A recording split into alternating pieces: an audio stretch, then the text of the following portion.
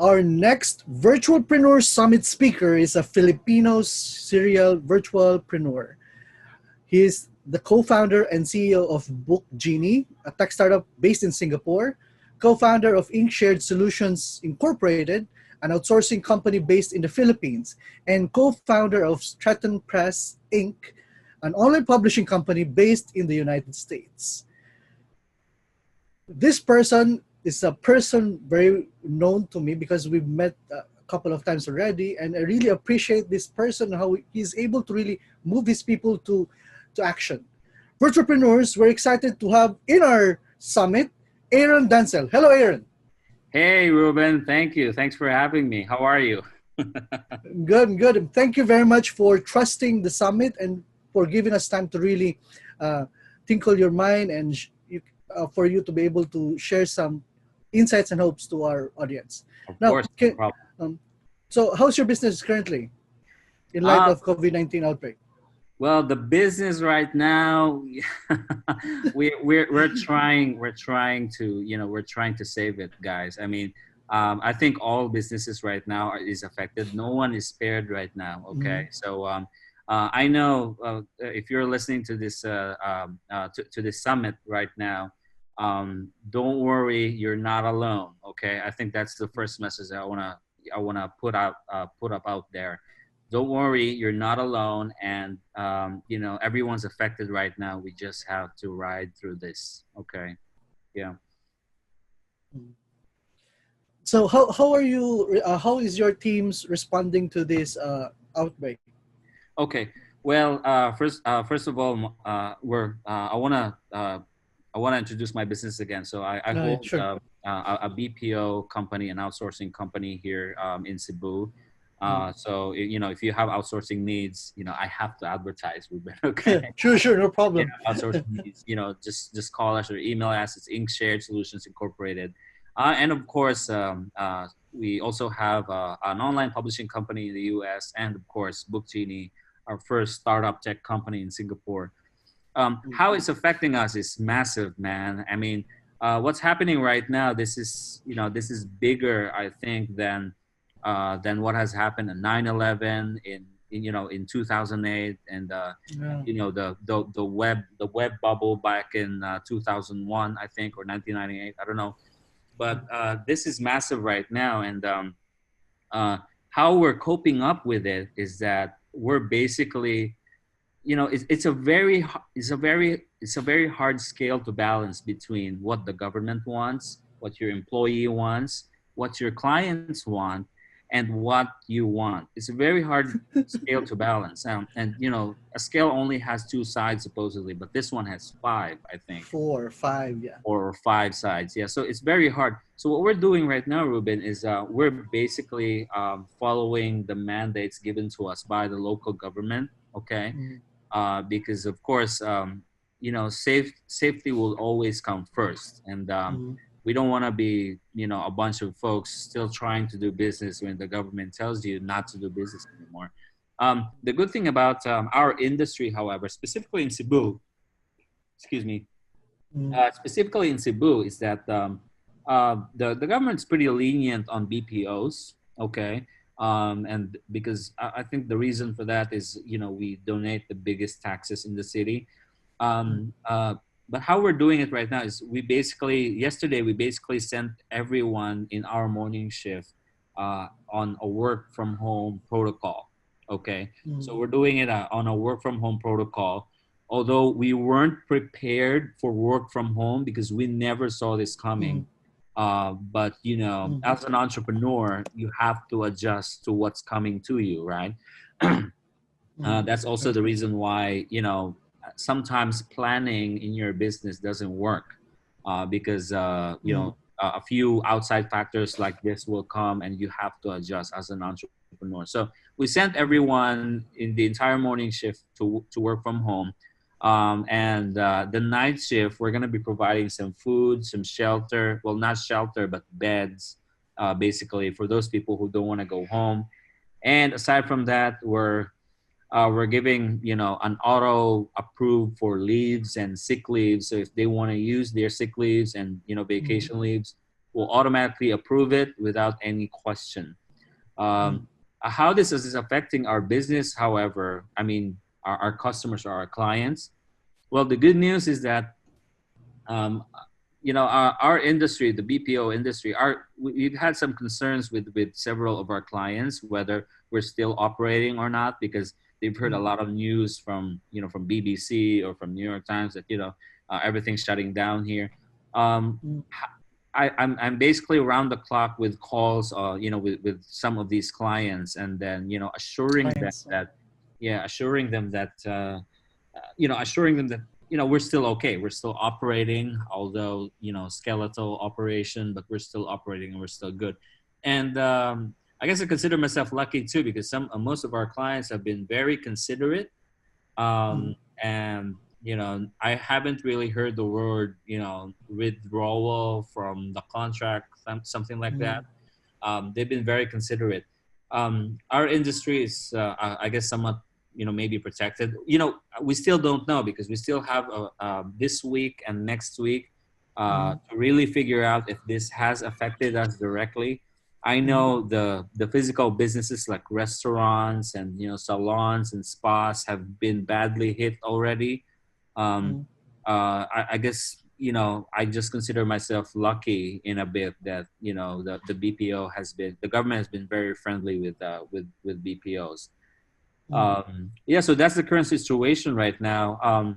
And this thing has just gone crazy, man. I mean, this is the first time um, in um, in my life as an entrepreneur where you sit down with your management team or your executives, and you actually talk about letting go of people, which is the hardest part, you know.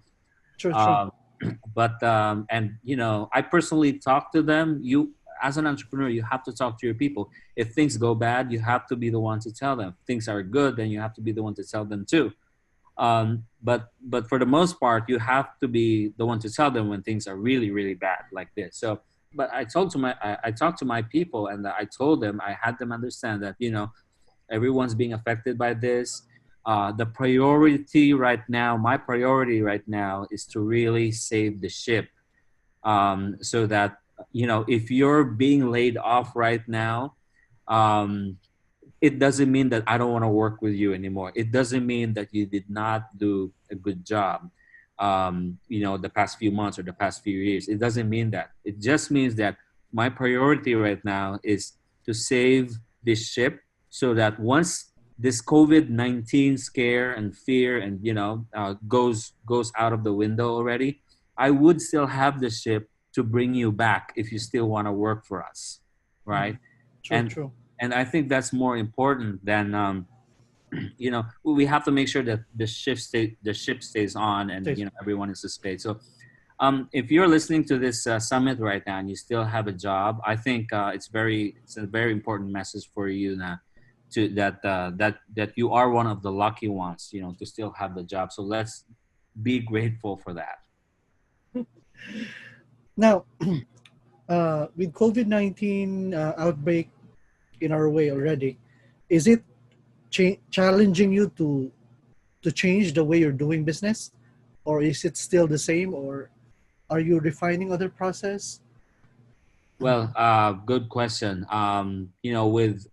With disaster, what the saying goes, with disaster comes realizations. And the beauty about COVID-19, I guess, at least on my end, as the one leading the entire company, is that you get to realize your flaws, right? So you get to examine yourself as to what could have been done better if this thing came up. And mind you, Ruben, this is I sent a letter to my employees, I think way back October last year, and I told them that, hey, I think a recession is coming, because I've always watched how the U.S. market goes. I think a recession is coming sometime this year or early next year, something like that. And True, true. boom, COVID-19 came in. We didn't expect it to be this way. We thought it was going to be some banks again defaulting, but Just essentially, way faster. yeah, just way faster, man. Essentially, we prepared. As an entrepreneur, you always have to be prepared. You have to be prepared when the time comes that you will need to draw more cash. Okay, cash is True. very, very important so that you could get by, you could ride through this. And as an entrepreneur, right now, if you don't even have the option of cash, you have to start making the tough decisions. Okay, the tough decisions would include letting go of some people to ensure that the business will still last for a few months or for a year or two. The tough decision to uh, let the people go on a floating status because the client is kind of not paying yet. So these are Mhm. really tough decisions for entrepreneurs because as entrepreneurs, generally, we want to provide employment, right? We want to True. provide employment and we want to provide a living to our people. We want to give them a living. So telling them in the face that, hey, we have to let you go right now, this is really hard. So there's only two options right now. It's either you have the cash to ride through this wave of COVID-19. Okay, it's either you have the cash to ride through this wave of COVID-19 until this is over. Okay, or number two, um, you have to start making the tough decisions. Okay, and you have to stop the bleeding, start making the tough decisions, and you will survive this. You will really Mhm. survive this. If you don't do any of those, okay, if you don't do any of the two, I think some will be very lucky to still go over COVID-19 with their Mhm. businesses, but it's gonna be ugly. Trust me, it's gonna be ugly if you don't do Yes. any of the two. Even us, we're trying to project that this COVID-19 will really last for about at least 3 months. With the Mm. way things are going, with the pace that's been addressed, it Yeah. will really last minimum of around 3 months. Did you see the New York Times released a report the other day? Mhm. This was a report for the U.S. how the U.S. will combat COVID-19, and the Mhm. report is very thick, and I haven't read the entire report honestly. Okay, but the gist of the report from New York Times says that the U.S. government thinks, okay, the U.S. government thinks this will Thanks. last, yeah, for 18 months. Okay, and Yeah. it's gonna come with wave after wave. The first wave, it will be over, and then another second wave will be coming in. I don't know how they write those reports, but that report is pretty scary, knowing that this will last 18 months. If Mhm. that happens to the Philippines, we would not have an economy anymore. True. There'd True. be chaos, and it's very important that entrepreneurs realize this because if you think about it, if you only think like, maybe this will be over next week, you have to think about the worst case scenario. Don't think that this will be over next week. Don't get me wrong. I don't want to be a pessimist. I'm probably gonna have a lot of hate with this, but Mhm. um, my point of view right now, Ruben, is that if we can develop a vaccine like tomorrow and we can be in our normal, routines again on Monday, that's the best case scenario for me. Okay. True. I want that too. Okay. I want that Mhm. too. But then again, as an entrepreneur, you have to think like, this, you have to start thinking right now and making the tough decisions as to how can my business survive this, or how can Strive. my business, yeah, strive this. And, you have to make those tough calls, unfortunately. Mhm. I have the main reason that we really had this summit is I had so many friends, startup friends, local businesses owners who are already affected by this.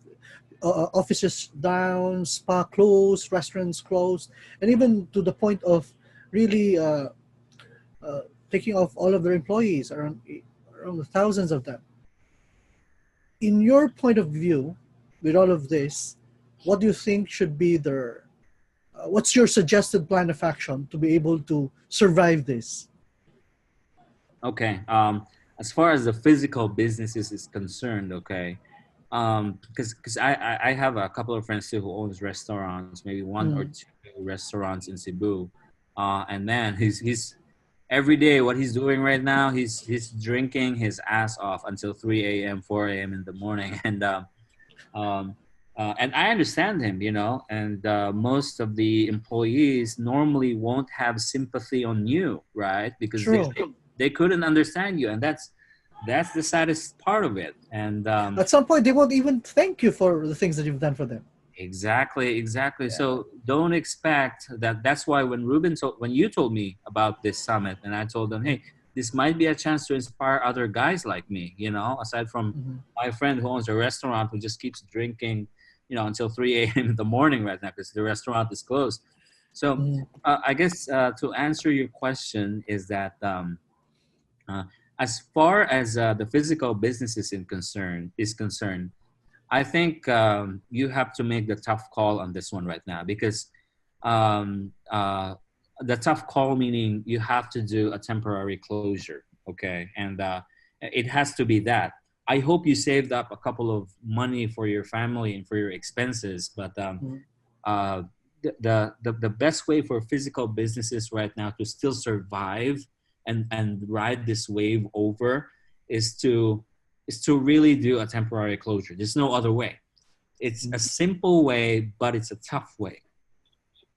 True. And it's a simple decision, but it's a tough decision for physical businesses, okay? Mm-hmm. Because right now, Ruben, my fear right now is not just, I still go to work every night. I still go to the office and, my family is asking me, you're crazy. Why are you risking all of this? You're risking your kids, you're risking, things like that.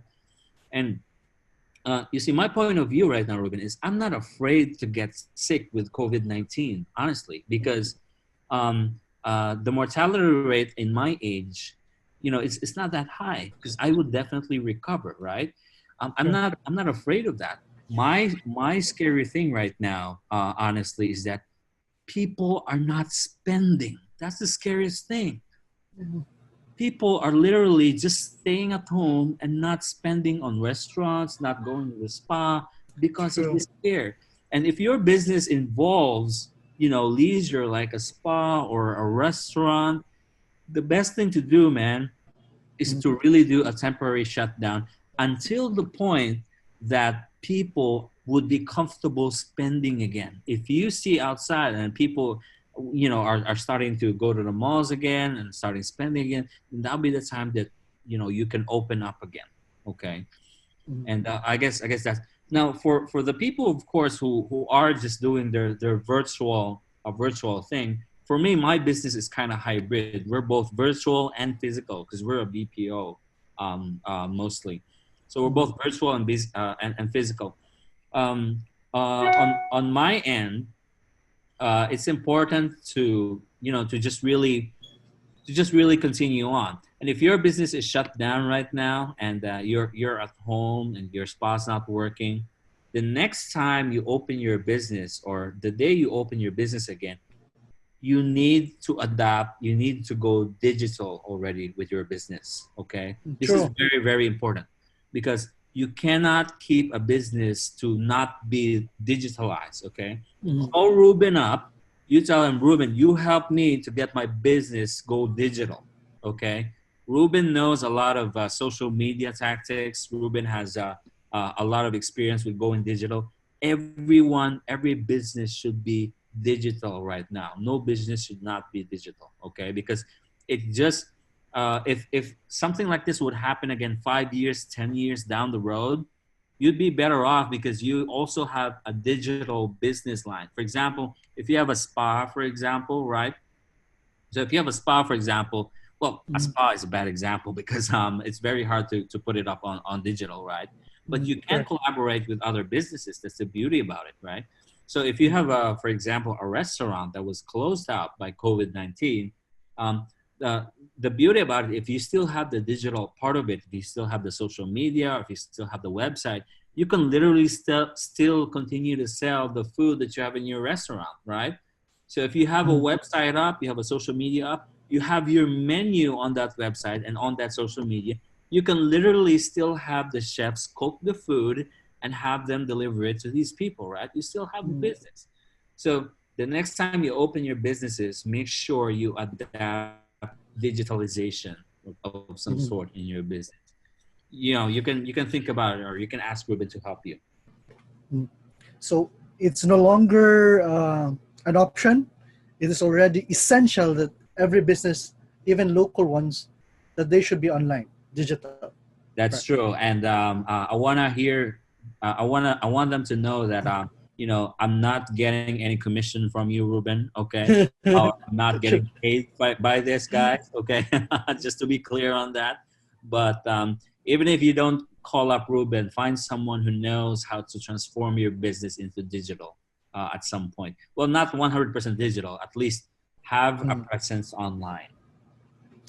Just to give context to this, Aaron started his business without any budget but some digital assets. I think Aaron, you should tell that story again to our audience so that they may be able to inspire on how to do things. Sure. That's very true. And I think I told you this story also before. When I first started, I was an employee for, I think, 15 years. I'm not sure. I can't count anymore. I've been an employee so long that I'm an employee so long that I couldn't count. I'm normally in the BPO business. I don't have a college degree. I took up accounting in USJR, but I'm a dropout, okay, but I'm not some Bill Gates type, okay, don't worry. But I'm a dropout, but basically, what it is, how I started my business is that I followed the system, okay, because I was working for this BPO in Cebu before, and was one of the top management levels, and I was exposed to their system, and I told myself that, hey, maybe this system can work for me too, Mm. and then after a while, I started to put up my own website. That's my first Mm. digital asset. I literally just put up a website, and I literally just fixed my LinkedIn profile before. Okay. Right now my LinkedIn's a mess, but my LinkedIn profile before was the first thing that was very important for me. I spent 12 hours, 8 hours to 12 hours in LinkedIn every day to get those clients, okay, Mm. and to show them, to lead them to our website. After we lead them into the funnel, I try to close them by calling them up late at night. Of course, since they're international, and calling them through Skype. So you see, guys, and that's how we started. And until it snowballed, we grew the clientele, we grew businesses, we attracted a few investors along the way. Mm. And but we basically started with a digital asset, which is a website, a Skype account, and a LinkedIn. Okay. Mm. And I didn't even have any knowledge in social media back then. I just Mm. knew that LinkedIn can get me some leads and some clients, and that was what's important. Now, we have lots of friends who are also entrepreneurs, local business owners who are already in their own homes, just waiting for COVID to be lifted up. And since there's just staying at home, what do you think should be the best way they can use the best way that they can the best use of their time to be able to maximize while waiting for the lifting, the quarantine or the lockdown? Well, for me, I think the best thing that you guys will do, if you're just waiting for the quarantine to be lifted, is to continue learning. Of course, I know it sounds kind of BS, but trust me, as an entrepreneur, the best way for you to improve your business is to improve yourself, improve your learning. So you could read a book maybe, or get to know how being virtual really means. Like, Mm. know how social media works, know how YouTube does its algorithms, something like that. I think it's best if you continue to learn, despite the COVID cases outside. I think it's best for you not to worry much about it, because there's really nothing much you can do about it. Okay. So I think what's important right now is to continue to develop yourself, and train yourself while you're at home. Okay. Learn these things. You have to learn social media. You have to learn, Mm. advertising, or Facebook or Twitter, True. things like that. It's very important for you to learn that as an entrepreneur, because especially if you're in this millennia where the information is transferred so fast from one person to another, you could literally ask anything out on the website right now called Google. Mm. So it's very important for you to also have that type of mindset that, hey, Mm. times are changing really fast. As an entrepreneur, although I'm stuck at home right now, I have to continue learning. I have to continue learning. So I think that's the best advice that I can give them right now. I'm personally learning too because I don't have to spend a lot of time in the office right now. Now I'm learning too. I've enrolled to some courses, and it's all good. It's all good, guys. Keep improving Maybe you yourself. want to share about the thing that you're doing right now, side hustle, doing YouTube. Yeah, yeah, yeah. Uh, just for the information of all those who are listening to this podcast, uh, Aaron is the CEO of 3 companies, but aside from that, he's also doing some side hustle, understanding the algorithm of YouTube.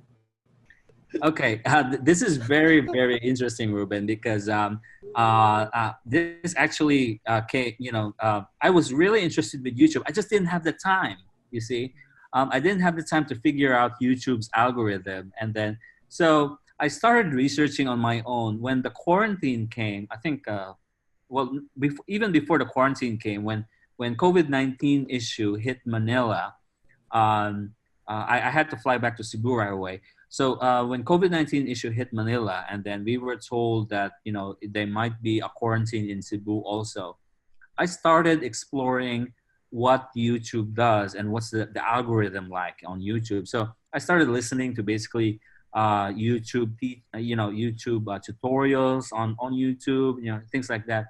So, and I wanted to figure it out myself. So the fastest way, you see, I'm not a video editor. I'm not an expert at video editing or things like that.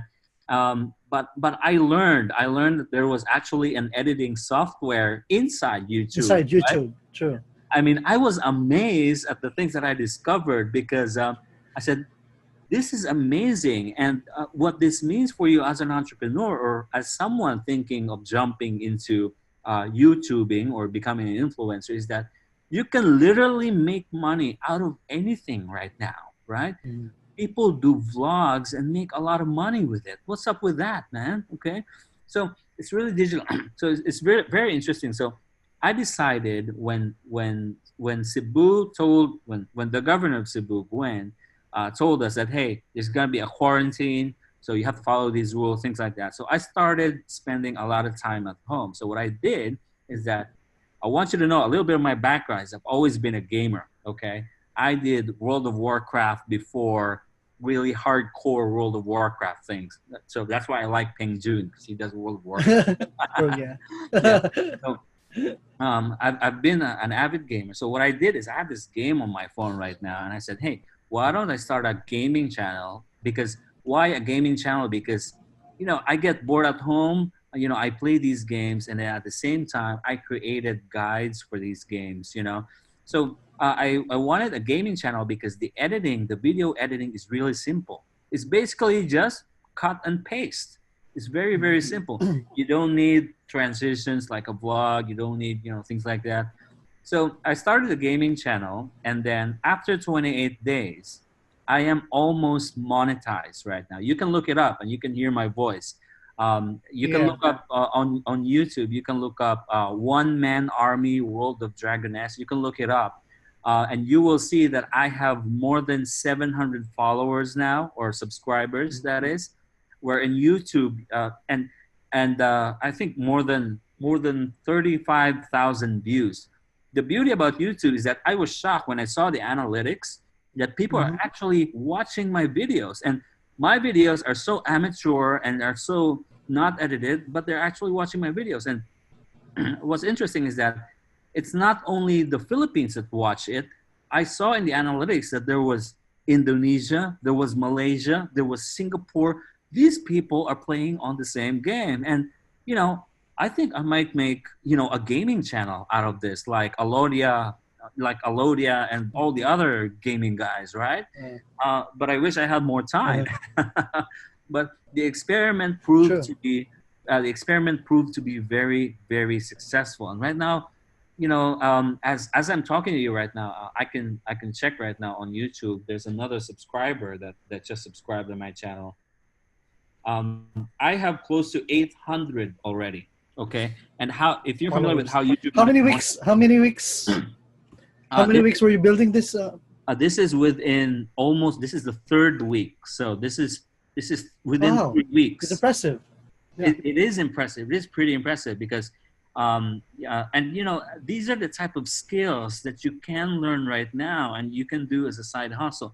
If you have a restaurant business, maybe you can talk about more. You can be an influencer for about food, or you can be, if you're in the real estate business, you can be, you can start a podcast or a daily vlog about, you become the mayor, if you were the mayor of Cebu City, something like that, just so people would know What did that, you do?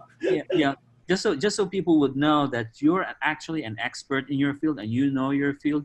I think it's important that you do that now, especially if your business is reliant on people going to you because they trust you, like real estate, for example, or a lot of other businesses also. So it's important for you to really establish your online presence. And I urge you to do this experiment too. Maybe not on YouTube, maybe on Facebook. Just try and see how this digital thing really works. And I can assure you, you will be surprised with enough studying and enough research and enough effort. You'll be surprised at how Mhm. far your business will go. There's so much to learn after all in the time that we have. That's Correct. that's true. That's true. So, last words for all those local and small business owners out there who's listening to this podcast. Last words, for local business owners, guys. I know what your situation is right now. Me and Ruben. That's why I was so happy when he got this summit up on my wall. I immediately applied, for speakership, because it's my chance to share the inspiration with you guys. um, Last words for the entrepreneurs out there, the employers, the unsung heroes right now, Mhm. because in the scene right now, there's just the government and the people, right? And we don't get a lot of sympathy from our employees, and sometimes the government doesn't give us a lot of sympathy. But I want you to know that we're on the same ship right now, okay? And we're on the same thing, that we're experiencing the same thing. You're not alone. Your situation is not unique to yourself, okay? I don't Mhm. want you to think that this is only happening to you, okay? Because that will boil up a lot of depression inside you. Don't be depressed, okay? A lot of entrepreneurs listening to the summit right now is basically experiencing maybe not 100% the things that you're experiencing right now, okay? Mhm. So don't lose hope. If you did need someone to talk to, okay, message me on my messenger. We can have a beer or so, as long as you're Yes. buying. So We I'll be can. leaving all of Aaron's details below this video or any parts of this video so Yeah, that you so can contact Aaron. Yeah. yeah, we can have a beer or two, maybe for just a few minutes, because I'm still Virtual beer. virtual beer, maybe. Yeah. And I want to send out a message too to the employed right now who's listening to this summit. And it's very important that, if you have a job right now, if you still have a job right now, I want you, to really think about how you can start to drive revenue from your current company. Okay, you have to start putting yourself in the revenue line, because you have to, start to really help out. Because if you have a job right now, it means that you're one of the lucky ones who still has it. Okay, and you have to value that. You have to learn how, from this day on, from this summit on, it has to be, how can I add value to my company right now, who still trust me that I can do this job. Okay, because I'm telling you right now, it's pretty ugly in some parts of my companies right now. And it's not a pretty picture. So for those who don't have a job, or unfortunately doesn't have a job anymore, I think the first goal is whether you want to be an entrepreneur now, or you want to find another job. It's all up to you, okay? But know this: I'm pretty sure that the employer who lets you go, still wants you back when this is all over. I'm 80% sure of it, okay? Because don't hate on him, don't hate on your employer or anything like that, okay? now is not the time to hate right now. It's a, it's a bad time to hate. So those are the last words. And I think, Ruben, pretty much, if the good thing about COVID-19 for the entrepreneurs listening is that the good thing about COVID-19 is that if you can ride this wave, if you can go through this, it means that you've set up a really successful system in your business. And that's important. This is validation for you that your system actually is recession proof. It's recession proof. So this is the validation. So like what we're doing right now, we're trying to validate that. We're adjusting several parts of our businesses to make it as recession proof as possible. And that, my friends, is going to be a big victory on your end if you can ride this COVID-19 out. Wow. Thank you, Aaron, for that inspiring and insightful words. I hope the priceless tips and strategies we've learned from Aaron can move us through these hard times. Daghang salamat, Aaron. Salamat, bye. Thank you for having me. Virtualpreneurs, live the great life.